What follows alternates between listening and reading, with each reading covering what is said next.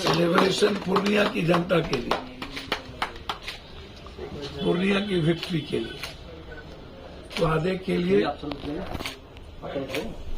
दोनों मिले हमने नहीं, आपने एक हमको थोड़ा टच कराते हुए टच कराते हुए टच कराते हुए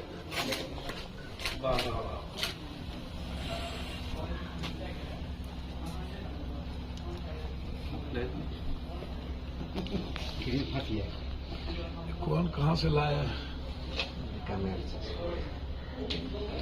चलिए भैया, किसान नेता और लोग काट के आप लोग केक काट कर दीजिए तो प्रेस कॉन्फ्रेंस कर लेंगे। हाँ, में जिस तरीके से पैसे की लूट, आडंबर, नफरत पैदा किए गए, मैं खास तौर पर झारखंड के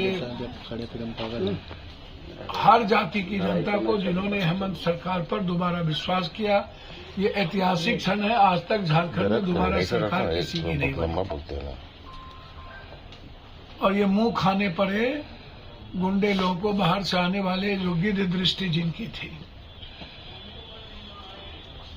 हम लोग परिवार बनकर के चुनाव लड़े और मुझे उम्मीद ही नहीं है, हम 50 के लगभग सीट ला करके हम दोबारा सरकार बनाएंगे।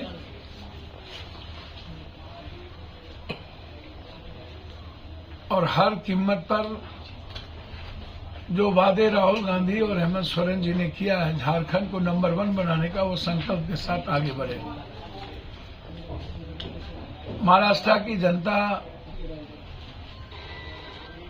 ने भी जिस तरीके से शरद पवार, राहुल गांधी जी, उद्धव जी पर भरोसा जताया है, उसके लिए इतने नफरत मराठी गुजराती के बीच झगड़ा लगाने के बावजूद भी, इतने नफरत के बावजूद भी, मैं तो साफ कहता हूं, यदि 20 लाख वो ईवीएम कहाँ है जो चोरी हुई थी, और 20 ईवीएम को ना बदला जाए, यदि नफरत ना पैदा किया जाए, तो मैं समझता हूं, मेरी जो सोच है, और पैसे का खेल ना हो तो कभी भी भाजपा चुनाव ना जीते इस देश में, कभी।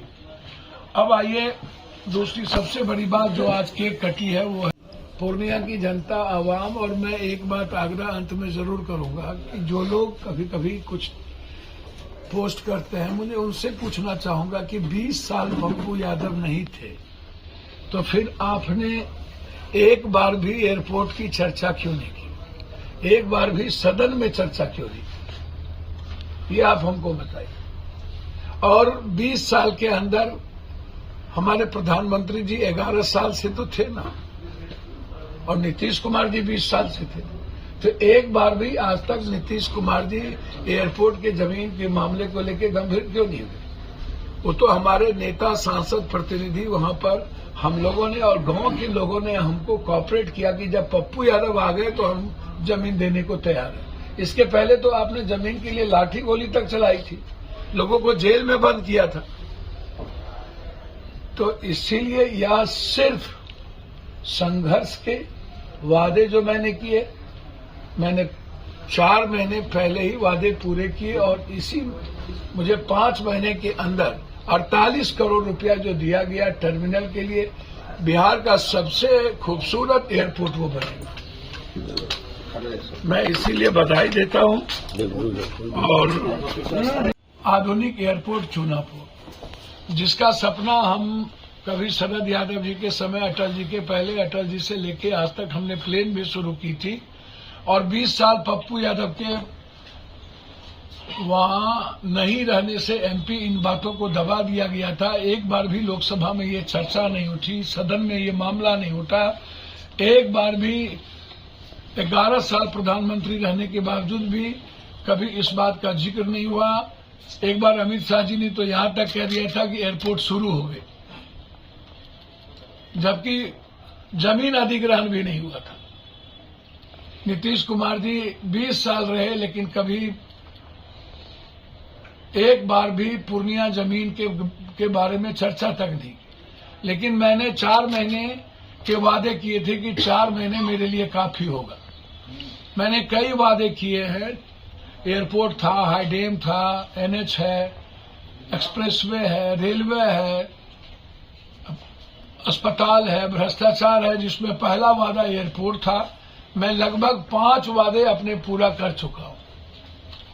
4 महीने में 5, और पूर्णिया सीमांचल को इतिहास में नंबर 1 करना। मेरे पास सारे चिट्ठी हैं।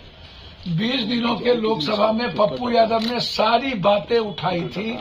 7 बार यह मामला उठा था सदन में, और 5 बार हम मंत्री से, मैं मंत्री जी को, प्रधानमंत्री नीतीश कुमार जी, तीनों आदमी को बधाई तो दूंगा ही कि देर आए दुरुस्त आए। आपने पूर्णिया की जनता के संघर्ष को देखा, और मैं अपनी ओर से पूर्णिया की जनता, सीमांचल की जनता को बधाई दूंगा।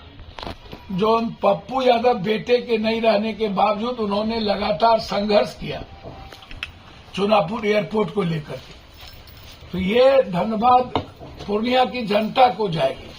पप्पू यादव तो मात्र उसका बेटा है, सेवक है, वो मेरा जो दायित्व मैंने किया, लेकिन धन्यवाद के पात्र पूर्णिया की जनता है। पूर्णिया को, पूर्णिया परिवार को मेरा प्रणाम है कि हम लोग ये विक्ट्री जीत गए। 48 करोड़ रुपया मुझे मिला। जो मैं दरभंगा के तट पर एयरपोर्ट चलाने की बातचीत की थी, वह स्वीकार किया गया। इससे बड़ी खुशी मेरे लिए कुछ नहीं। इसीलिए आज पटना के हमारे सारे साथियों ने गौरवान्वित महसूस किया। आज हम लोग पूर्णिया की जनता के लिए केक काटे। धन्यवाद।